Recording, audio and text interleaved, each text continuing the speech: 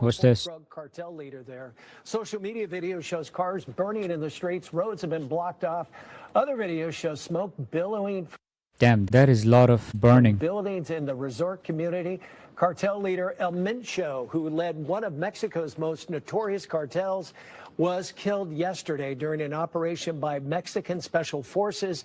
The mission was accomplished with the help of intelligence, all provided by U.S. authorities. The White House says head of the Jalisco New Generation Chaos in Mexico after cartel leader killed. Cartel has been a top target of both governments.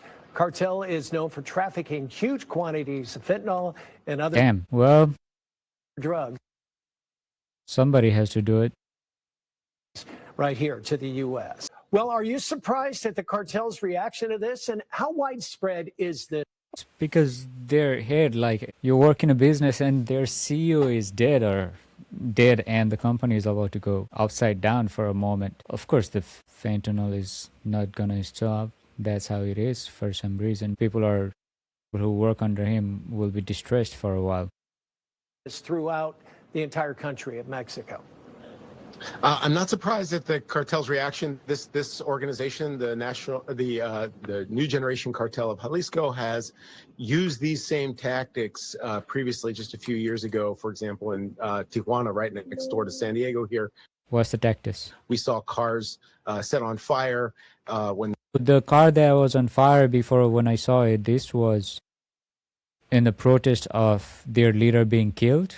the new government took shame. office, and the kinds of blockades that they've been using in places like the state of Jalisco, where it's based, the city of Guadalajara, and at least 9 And other it's a school bus. It looks like a school bus or a passenger bus. Why would they do this? states throughout the country of Mexico. What can you tell us about El Mencho? We haven't heard a lot about him, but I'm told he was #1 on their list. There's debate about who. Anyone drug who brings trafficker of the fentanyl to moment. the country would be a #1 to the list. Nobody wants him. But certainly he's one of the most powerful organized crime group leaders in Mexico. That photograph that you're showing So he was caught in San Francisco before. of when Okay, here in this is El Mencho. Several times. California, decades ago, he went back to Mexico, became a police officer, and then made his way into a branch of the Sinaloa cartel that eventually emerged to. So he became a police officer, then a drug cartel. So he was drug cartel since the day first, even when he was a police officer.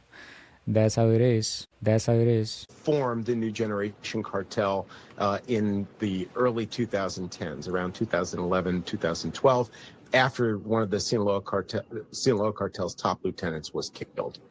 And historically, So he got on top when another leader got killed. what patterns have we seen in cartel dynamics following a high-profile takedown like El Mencho? Yeah, this kind of violence is not uncommon, and more importantly, what we may see is now rival organizations and factions within the New Generation Cartel vying for control over the highly lucrative. Whenever these things happen, it's never a good news for anybody. There's a proverb: when two ox fight, calf gets injured. I mean, there's two group of a cartel fighting each other, but the only victim is, they don't care about their life, so they don't count. The only victim is the business, the surrounding people who are innocent, who don't want to get part in this in any way, shape, or form. They get killed and they get abused. Illicit enterprises Their neighborhood gets fired. Look at this. Nobody deserves this. that were controlled by the New Generation Cartel. And they were involved, as you said, in everything from drug trafficking to extortion of avocado producers. So before it was only just drugs. Now it's every industry. High-level Mexican government personnel who either had to take the bribe or the bullet in many cases. And so it's the Made famous by Pablo Escobar. the ripple effects of this takedown are going to be, I think, very significant. Well, that in mind, what are the main challenges now Mexico is facing in establishing sustainable public security, for one? And of course, perception is a big thing. I would imagine this will keep visitors out of Mexico for a long time.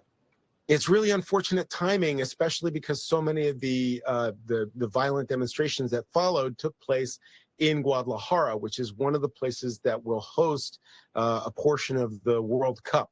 This That is bad. Things need to get cooled down before, if things get really crazy, they might move the location in another place, somewhere other place in Mexico. in Mexico as they joined Canada and the United States in hosting that major FIFA event. I think the implications for Mexico are really huge.